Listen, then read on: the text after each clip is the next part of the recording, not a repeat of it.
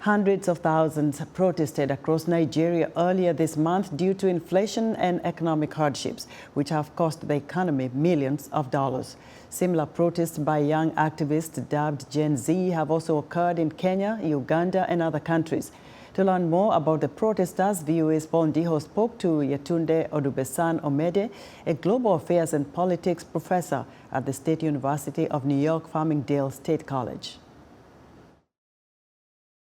When you have a situation where the youth continue to outpace and outnumber other age demographics, and there are not enough opportunities for them to excel and succeed, there are not enough labor force or job infrastructure that are created where they can go into the labor market and assume jobs. And so what happens when you have a restless youth population who do not have any means or any way out, and how do they fend for themselves and their families?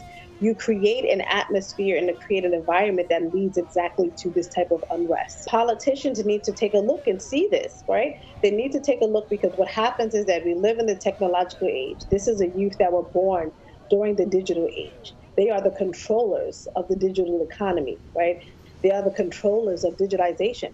And for them not to be able to give opportunities to, I would say, be able to express their skill sets in the best way, right? What is a degree if it cannot be put to use, right? And it's not only the responsibility of the individual, it's also the responsibility of the government to ensure that there is a flourishing labor market and labor workforce and opportunities.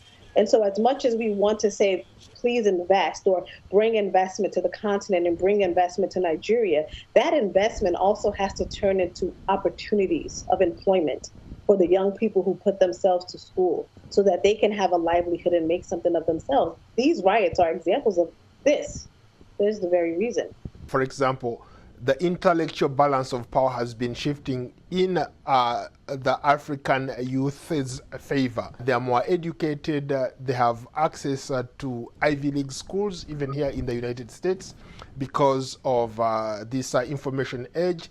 So they know what's happening all over the world. They see how governments are running their governments, or they see how these politicians are running their governments, and they're like, no, we've had enough. How would you respond to critics who say that maybe the governments are not paying attention to some of their needs? It has to be true, right? So if they are in the streets protesting, if they're doing every single means to get the attention of the government, or to get the attention of the elected leaders, or to get the attention of the president, that means they're desperately seeking some type of way forward, or desperately seeking some form of leadership.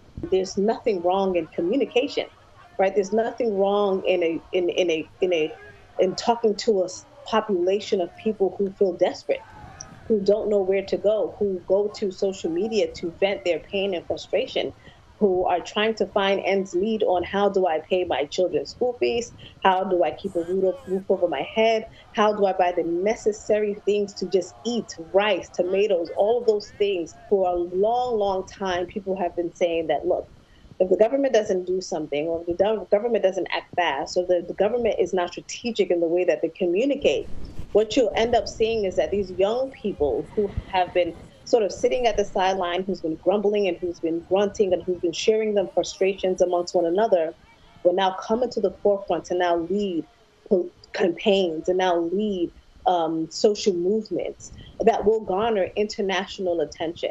And I think that's what's happening now. When there's nowhere to run, people end up running to the street. That was Yetunde Odugbesan-Omede, professor of global affairs and politics at the State University of New York, Farmingdale State College, speaking to VOA's Ndiho.